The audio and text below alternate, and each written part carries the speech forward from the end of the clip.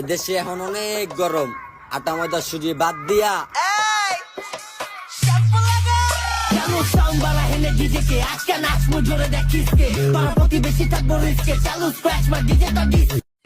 না না, আমার থেকে বেটার পাইছো, বাট আমারে না। আরে এই ছেলে মেয়েরা তোরা ঘুমে থেকে ওঠ, উইঠা দরজার উপরে তাকে দেখবি কবুতরের খোপ, আর খোপের ভিতরে টোপ রাখলে সাপে দিব ছোপ। আমার কাছে কখনো কিছু লুকানোর চেষ্টা করো না, কারণ মাঝে মাঝে আমি উত্তর জানার পরেও প্রশ্ন করি।